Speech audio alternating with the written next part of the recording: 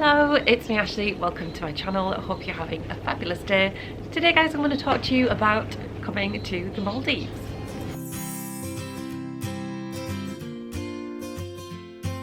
Okay, so I'm actually very lucky that this is the 4th time I've been to the Maldives. So I just kind of wanted to create this to give you a little idea of what you should pack if you're coming to the Maldives, like kind of get the essentials down.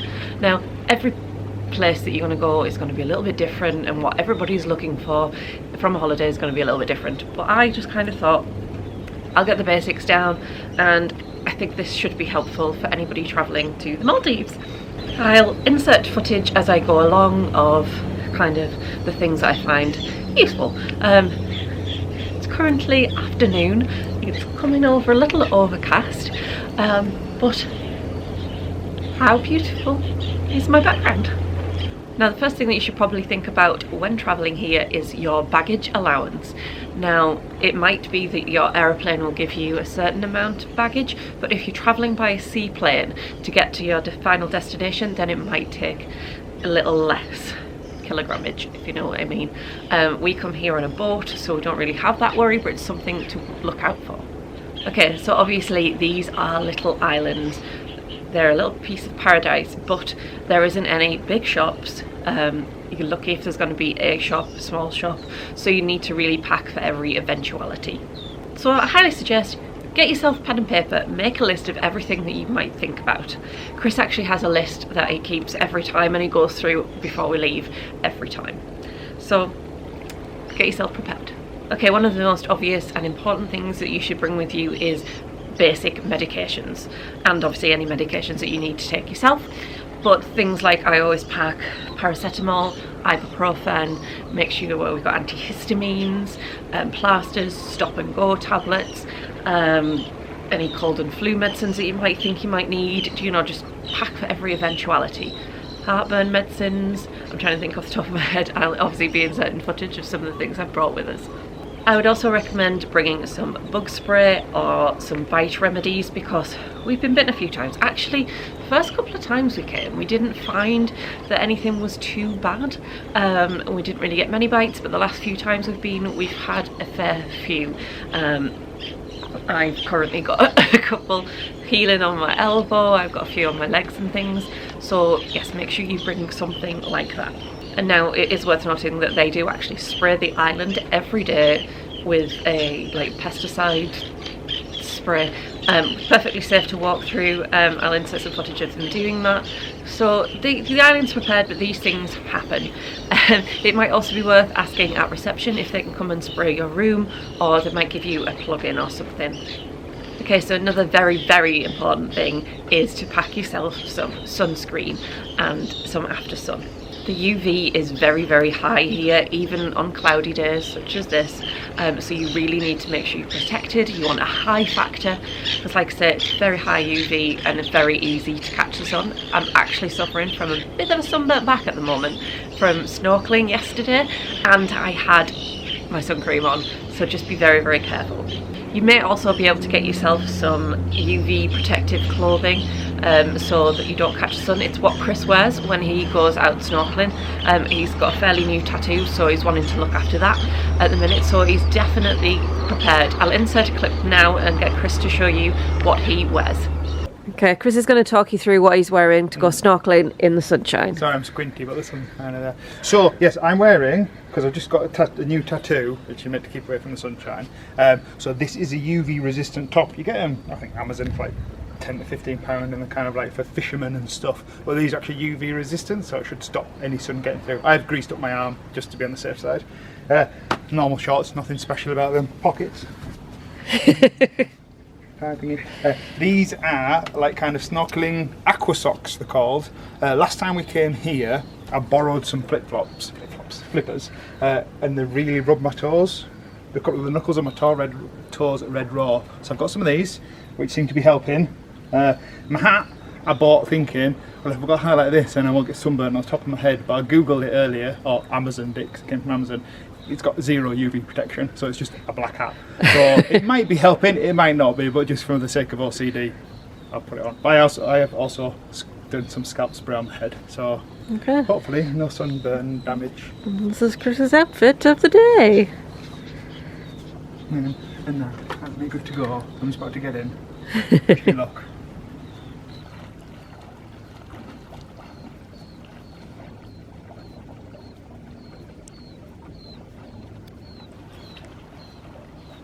Okay, so let's talk clothing. You're going to want to pack light, easy to wear clothes. It is very, very warm here.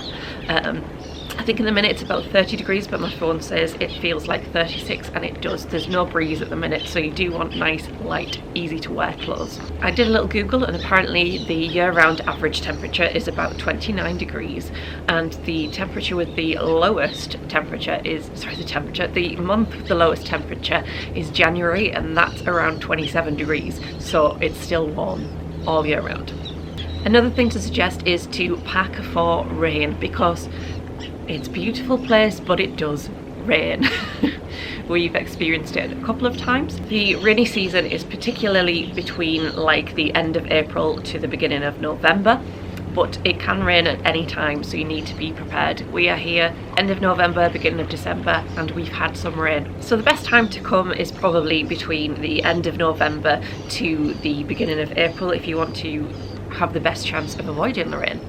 However, that said, you might be able to find a really good deal price if you come in during rainy season, so it's something you might want to consider, because there are still things to do and there's still snorkeling to be had even in the clouds. Also, I really wouldn't bother packing any high heels or nonsensical shoes. The paths here are mostly sand or like wooden jetties and things, so you really don't need any fancy shoes, no high heels. I tend to just bring some sandals, flip-flops. My favourite ones at the moment are my Crocs sandals. They're really, really comfy, and they can be dressed up or down for an evening or a night. You might even want to forego shoes altogether. Chris's mum tends to get off the boat onto this island and then the shoes do not go back on. And that's perfectly fine. You might want to feel that sand between your toes, you know, get that proper holiday feeling. So yes, don't stress about shoes. One pair of shoes that I do recommend bringing is a pair of water shoes to protect your feet from the ocean floor, because it can be a little bit rocky or full of dead coral, so it just kind of protects your feet, means you can stand up in the water. So I highly recommend bringing a pair of those. It also protects your feet from like any hot floors or hot sand or whatever, so I do recommend a pair of water shoes. Mine were just from Amazon, but you'll be able to get them easily, I imagine. So yes, definitely pack a pair of those. Now also, when I snorkel, I use a full face snorkel mask, which I just find is so much easier to breathe in and things. It's just a whole better experience. Chris actually prefers just the mask and the snorkel. We can actually rent those for free from the dive centre on the island, so it might be worth checking if wherever you're staying has got something like that. They also will supply flippers if we need them, or fins. Chris has brought his own with them. I tend to prefer not to use them, but Chris thinks it makes him go faster and he can follow the fishies easier. Another useful thing to bring with you is an underwater camera. Chris brought his GoPro with us, so you can take footage of all the wonderful things you might see in the water, from so many different types of fishes to sharks to rays. There's a lot to see under the water, so it's definitely worth bringing a camera that deals with under the water if you can. Now the vibe here is very, very chill, but if you're not somebody who just wants to chill the entire time, you might want to bring some entertainment with you. I like to bring my Kindle with me, because then I can read books while I'm sitting. Again, it's quite a chill activity, isn't it? So a Kindle I highly recommend to save you from bringing a stack of books, because obviously that will take up quite a bit of your weight allowance. Now with my Kindle, what I do recommend is to download all the books you want before you come here onto the Kindle. Last year I had an issue downloading books and connecting to the internet on my Kindle, which when speaking to the IT guys they said was a common problem with the Kindle connecting over here, so that's just a little tip for you. Chris likes to bring his tablet, which he's downloaded shows on to watch, so he's got something to do if he just wants a bit of downtime. If it's a bit cloudy or rainy, it gives him something to do. We've also like downloaded shows to watch together and things on the aeroplanes if we want to. It's just useful to have that backup just in case, you know, you've got a day where you don't really know what you want to do. Chris has also brought his Nintendo Switch with him, so if there are times where he's feeling a little bored and like he wants to get a little bit of his gaming in, so anything like that, if you think that you might just have some times where you just want to be a little bit more active than chilling. But to be honest, I'm quite happy just lounging in the sunshine, swimming in the sea, or you know, just having a nice bath, taking a nap. You know, it doesn't have to be all go, go, go. It might also be worth bringing some games with you, like travel games, things like Uno, pack of cards. There's a game called Sequence we've been playing. They do like little Monopoly games, lots of travel games. So if you want to do that, then that would be great. It's something you can do in the bar, on a night, or just kind of whenever really. Another thing that you might want to bring is a multi-plug extension, so you can plug all of your devices in and in the same place. Because like I say, we've brought lots of various things. I've got this camera that's going to need charging, I've got my phone, my Kindle, Chris has got his Switch, the tablet, etc. So maybe a multi-plug. It's also worth noting that the sockets here are the same as the UK, so you don't need to bring any converters. Something that we find useful to bring is some towel pegs for if we're wanting to clip them onto the loungers, just because it can get a little bit breezy sometimes. It's also really good for hanging just bits of washing out to dry, like Chris's snorkel gear and things. If you are wanting to bring money to the Maldives, if you're not in an all-inclusive, or if you just want to do some tip-in, buy something in the little shops, then the currency they use here is US dollars. Okay, I think I've covered the bases. Now if you want to find out any more about the Maldives, where I'm staying, I do have a Maldives playlist which I will leave linked below.